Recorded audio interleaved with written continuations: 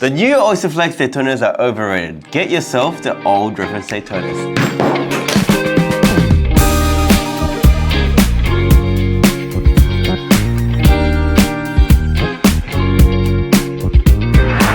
Hey guys, do you guys like my bag? Right? Looks like a plain bag, but if you come closely, there's a little crown there. And, wait for it. And there's the words Rolex there, right? Jay rocking the merch. Love Blackpink, bro. Yeah?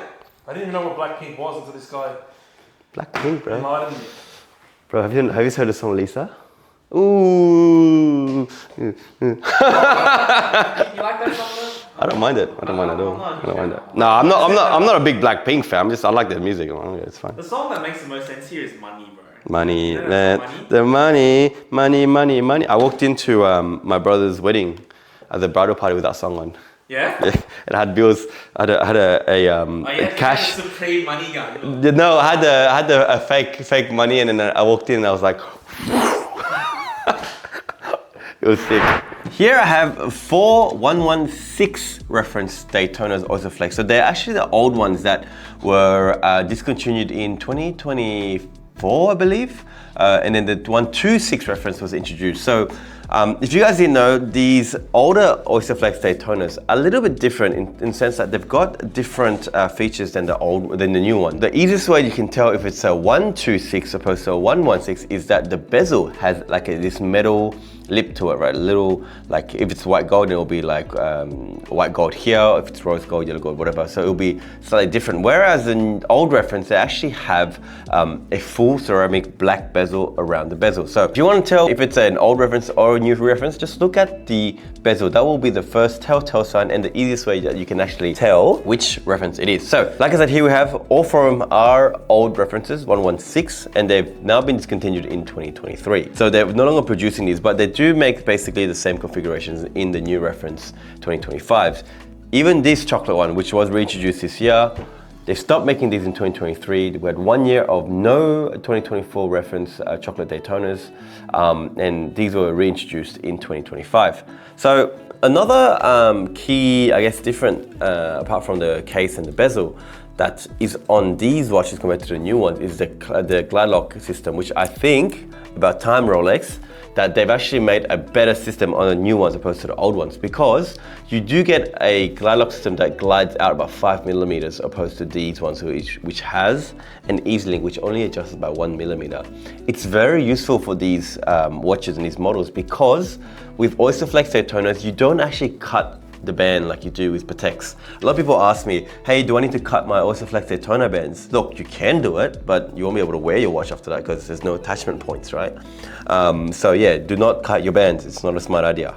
But yes, so the clasp system on the new one is actually quite useful because, for example, you don't have a band that fits you perfectly, you can always glide it back and forth. So it is easier to actually deal with on the grey market because you technically can't sell a client a watch, an Oysterflex watch, when it doesn't really fit them. So we do actually generally have to go source them the bands so that it actually fits them properly. Whereas in the new ones, you've got a little bit more leeway in terms of the 5 millimeters of play in terms of glide lock, and you can actually adjust it so it fits the client properly. Also, another thing that you guys would notice when you put the two next to each other is that these dials feel a little bit more crowded than the new ones.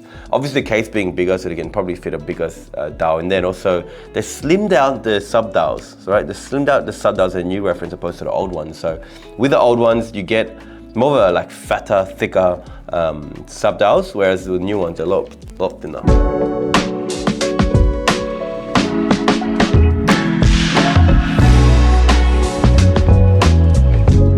Pikachu is actually the hottest Oysterflex Daytona, right? Because the colorway is actually very desirable. The black and the champagne and the yellow gold actually play really well off each other, and people tend to prefer these because they look really, really good on wrist. Especially the Chinese, they seem to love these models. But not just the Chinese, other people wear it as well, but the Chinese love this model, okay? On this particular model, you got yellow gold on the case, you got yellow gold on the buckle or the clasp, And you've noticed this, that it's a running theme, right? If you get gold on the thing, you'll get the same kind of metal on the clasp. So like I said with these ones, they're actually the hottest selling Daytona models on Oysterflex. So these on the secondary market will probably trade for an old reference around that, I'd say low to mid 80s. Now that retail's gone up to about, I think 75 or 70, I'm not sure. So these have gone up in price, and the new reference actually go for over 93 to 95K, which is insane because we used to actually sell them for 88, but now because retail went up, the prices went up as well. And the very last one of the three, the tier, is the Sundust.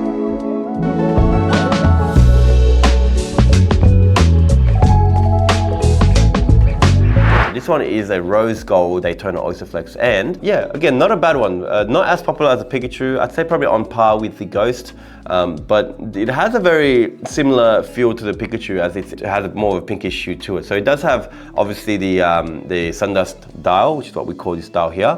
It also has a rose gold case, rose gold buckle or clasp, and obviously the rubber strap. And the very last watch I have here is the chocolate Daytona.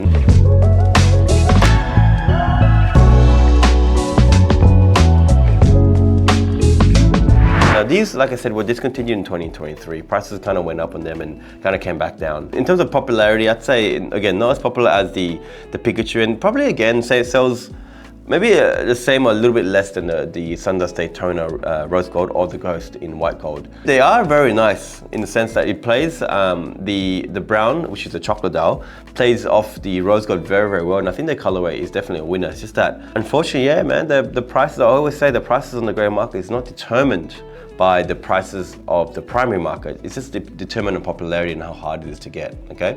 So if you guys are wondering, hey, why is this one, which is a Pikachu, yellow gold, trade like 10 to 20K above the other ones?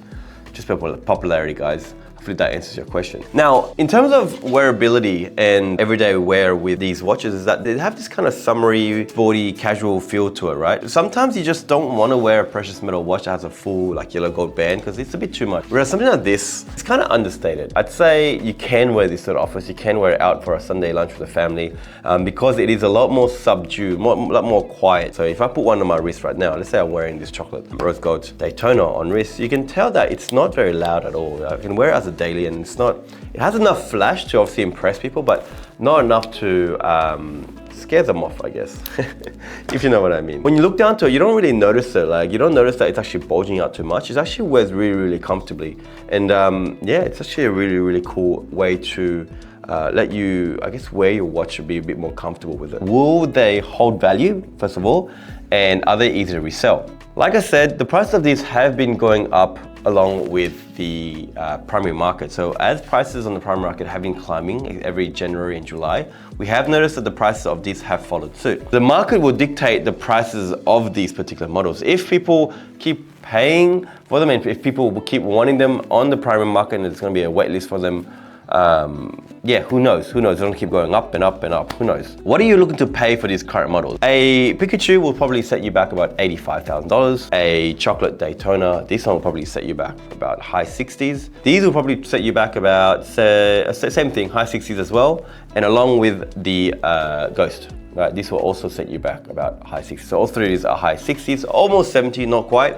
Yeah, so these are the 4 Daytona Oysterflexes that we have in stock, and I wanted to make a video because it looks pretty damn cool, to be honest. And also I wanted to give you guys a bit of insights in terms of how the market works with Oysterflex Daytonas. Hopefully I gave you guys some insights on the difference between the 126 and the 116 Daytona Oysterflexes. Also the popularities between different configuration, dials, and metals, I guess, and also the little changes that they've done throughout the time with the new reference and old reference as well. If you guys are interested in learning more about Rolexes, and if you guys are interested in knowing more about prices and all that, reach out to me, call me, email me, subscribe to us, and yeah, we'll see you guys in the next one.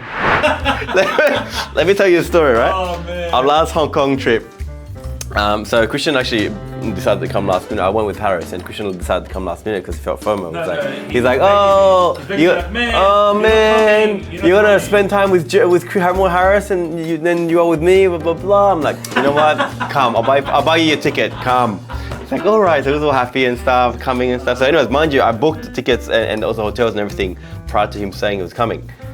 He ended up coming with us. Everything's fine. I was like, you know what? I'll get to the hotel. I just have to just split the beds. Usually, you know, you go to a hotel. They've got 2 big beds, like a big king size, but there's actually 2 little singles split. I'm like, cool. We get to Hong Kong. We get to the hotel, Langham Hotel. Been there before, right? It's a beautiful hotel. And I get up to the reception. I'm like, oh, hey, yeah, book checking in for Jay Tran. She's like, yep, no worries. For 3 people. I'm like, no, it's actually 4 people now, right? Can you just split up one of the rooms into 2 beds? And she looks at me, she's like, oh, sir, I'm sorry, I can't. I'm like, what do you mean? Just separate them. It's nice and easy, just push them apart. She's like, no, sir. These ones are attached. I'm like, okay, well, get me to another room. She's like, the whole hotel's booked. I'm like, oh shit. So anyways, I look back, Christian's like, Christian's like, oh my God. He's playing the whole time. He's like, please come to Hong Kong. Please come to Hong Kong. Long story short, I'm just cracking up. I'm just sitting at reception. I'm cracking up because I know I'm gonna share a bed with him, right?